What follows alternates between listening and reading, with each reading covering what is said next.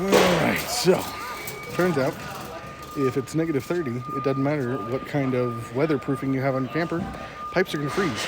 So now we're going to put a toilet into the shed so that we don't have to worry about, using the one in the camper. Because it froze, even with a heated tank. It's fantastic. Let's go get a toilet. Why in the heck? Okay, these aren't as bad, but like, what designates a good toilet from a crappy toilet? Pretty sure that's just the amount of uses you've got out of it. Flushes a bucket of golf balls in a single flush? Who's doing this? 7 pool balls in one flush? Alright, now you're just bragging. If you have bowel movements that equal 7 pool balls, go see a doctor. How do you choose a toilet? Like, what do you really freaking do? Like the dual flush and all sorts of other things? I'm not sure. I really have no idea. What does it get rid of my doo-doo? That's what I want to know. That's really all I need to know.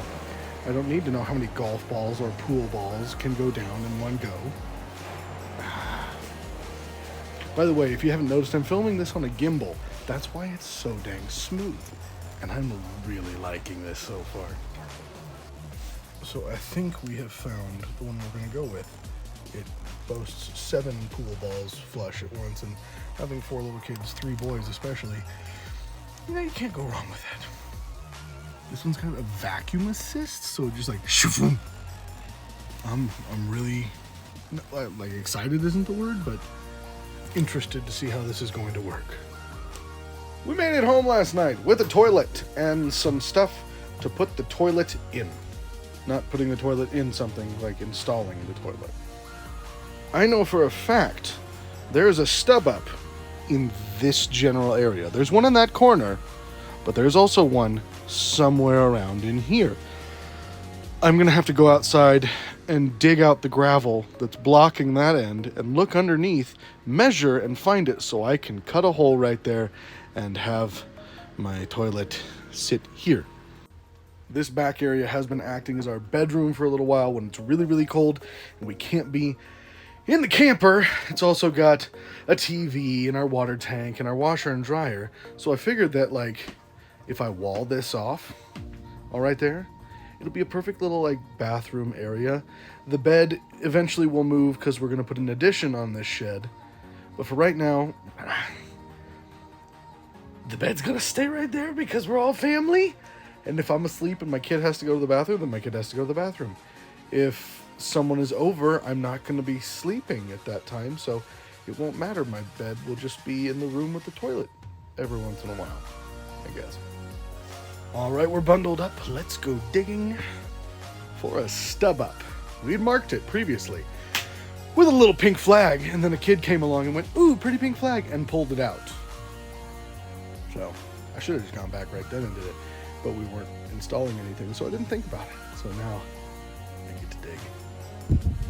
Well,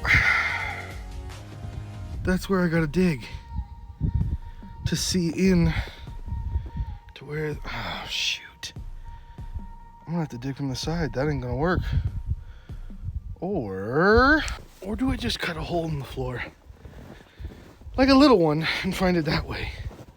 Because, that tank is full in the way I can't get under there like that. Like, I physically cannot even get an angle on that to where I'd be able to see. Ugh. Best laid plans of mice and men. Well, I found the stub up. I tried digging from outside and that was a no-go, so I cut this hole next to what I know is a sport beam. Stuck the phone down there. It's right there. Right under the washing machine.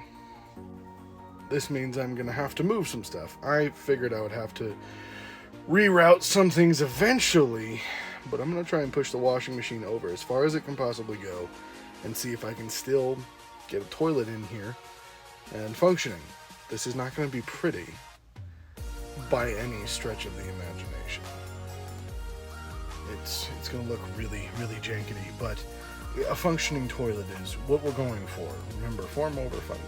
No, function over form. It's been a really long day and it's not getting any shorter. Alright, so cut my hole and using the very sophisticated, feels about right method, I stuck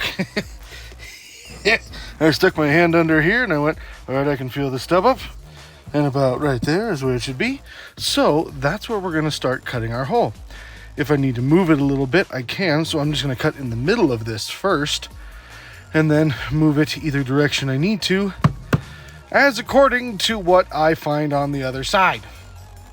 This really sucks because it's right on the other side of this freaking thing. No, I'm not going to cut. I'm not going to cut anymore. I'm just going to cut that hole. That's all I'm going to do.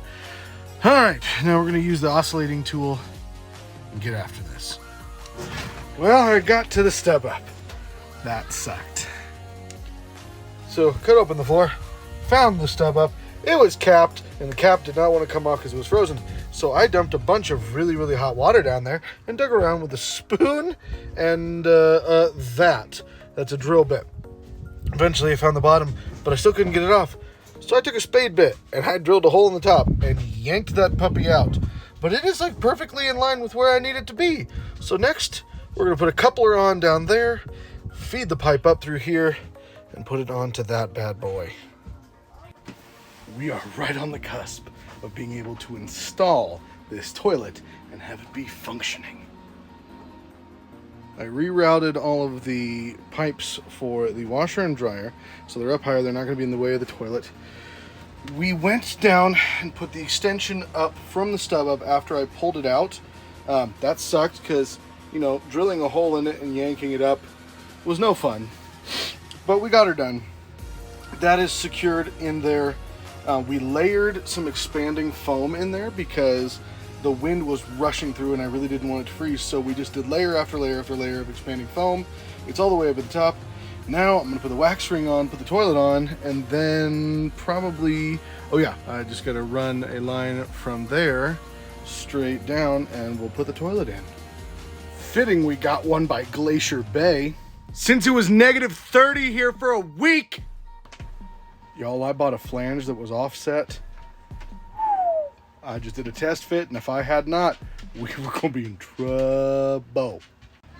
I mean, there was no extra room. Have done some testing to make sure that my wax ring is fit. There's no leakage. We're gonna go ahead and install the rest of this. Y'all, I did it. We now have a functioning toilet that is not part of the camper.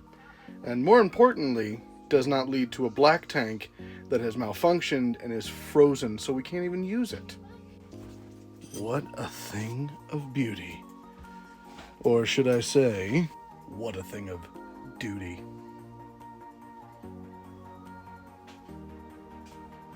Nothing? That's so... Nothing? Why do you make such stupid stuff like that? Whatever. It is the next day. Everything works. Nothing froze overnight, which was a real concern. But the thing functions, and it's not leaking. The porcelain is cold, but I can deal with that. So, yeah. Y'all made it. Thank you. Appreciate it. See you next time.